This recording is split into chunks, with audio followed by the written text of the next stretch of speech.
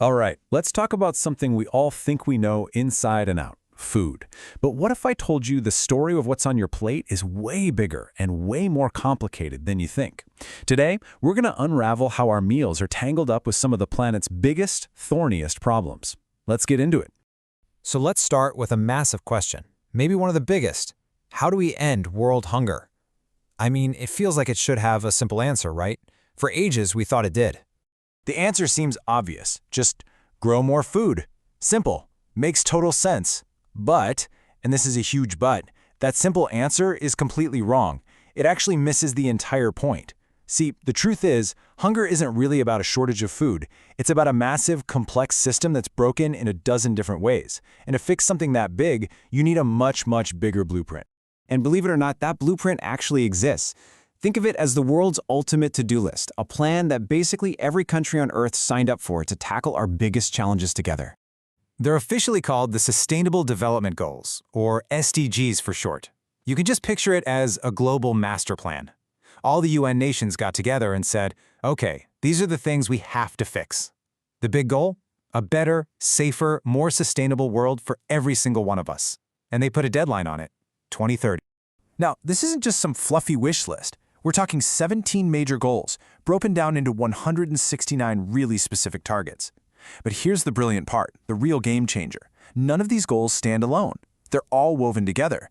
You can't fix one thing without affecting another. You can't improve education if people don't have good health. It's all connected. Okay, so where does food fit into all of this? To really get it, we've got to pull the camera back, way back. We need to stop thinking about just farms and grocery stores and look at the whole incredible network that gets food from the ground to our mouths. And that whole network has a name. It's called a food system. It's basically everything and everyone involved in the journey of your food. I mean, everything, from a seed going into the soil, all the way to you scraping leftovers into the bin.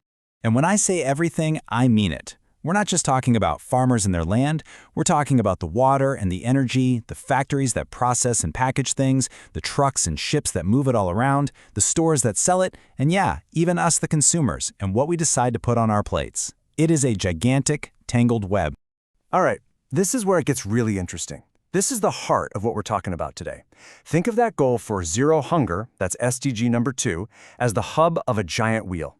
And all these other huge global problems, they're the spokes, all connected right back to that center. Hunger isn't just one problem among many. It's the linchpin that holds so much of it together.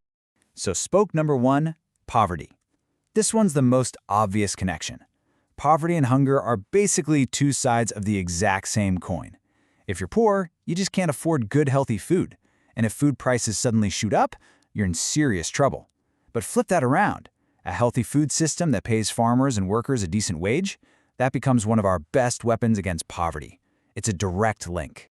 Okay, next spoke on the wheel, health. And this one is huge. The connection is simple, but so powerful. Food is health. What we eat, or what we can't eat, literally determines how healthy we are. When a food system goes wrong, it creates this thing that experts call the triple burden of malnutrition. And you really need to get this. It's wild. First, you've got undernutrition. That's just not getting enough calories, period. Then there's something called hidden hunger, where you might be getting plenty of calories, but you're starved of the essential vitamins and minerals your body needs. And then there's the third burden, being overweight or obese, usually from diets packed with cheap, unhealthy stuff. The craziest part, all three can be happening in the same country, sometimes even in the same family. All right, our next connection might actually blow your mind a little. Food is water. Yeah, you heard me. When you think about using water, you probably think about your morning shower, right? Or a glass of water. But guess what the #1 user of fresh water on planet Earth is? Yep, growing our food. I mean, just look at this. The numbers are absolutely staggering.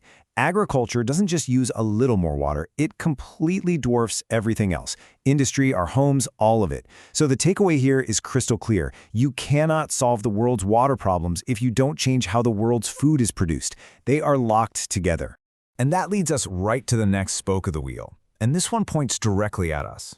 Food is choice. It's about what we buy, what we eat, and what we throw away. This is where our daily habits come into play. The thing is, our modern food system is incredibly wasteful. So much food is lost before it even gets to the store.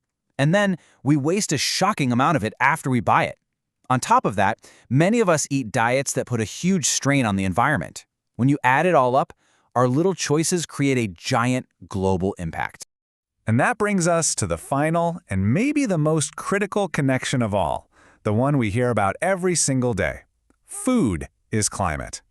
And this is a really dangerous two-way street. Think about it. On one side, climate change, with all its floods, droughts, and crazy heat, is a massive threat to our food supply. But at the exact same time, our food system is a huge cause of climate change. From clearing forests for farms to the emissions from livestock, it's a vicious cycle. Okay, I know this is a lot. All these connections can start to feel a little abstract. So let's make it real. Let's look at how this all comes crashing together in an actual country. Take Pakistan, for example. On paper, it's a farming nation, but in reality, it struggles to feed its people. You see heartbreakingly high rates of child stunting, which is a sign of chronic undernutrition, but at the same time, obesity is on the rise. And it's one of the most vulnerable countries in the world to climate disasters, like the devastating floods. All of this is layered on top of widespread poverty. You see, Pakistan isn't some unique case. It's a perfect, tragic snapshot of how food, poverty, health, and climate are all tangled up in a single, massive crisis. So, yeah, looking at all that, it's easy to feel pretty overwhelmed, right? It's huge, but here's the flip side. And this is the hopeful part. Because everything is connected, a smart solution in one area can send positive shockwaves through the whole system. This is why it matters. This is your seat at the table. And that brings us full circle, right back to where we started. If there is just one single thing you remember from all of this, please let it be this. Food security is not just about farming. The old idea of just grow more food is dead. It will never work on its own. The only way forward is to tackle all of it at once. Poverty, health, water, climate, and how we consume. It's an all-or-nothing game. And remember that 2030 deadline? It's not some distant future anymore. It's right around the corner.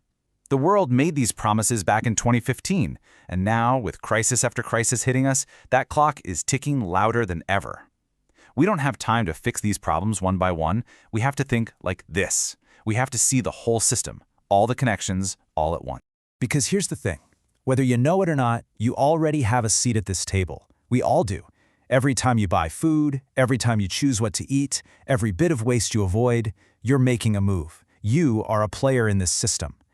So the real question we're left with isn't just how do we fix this? It's what role are you going to play?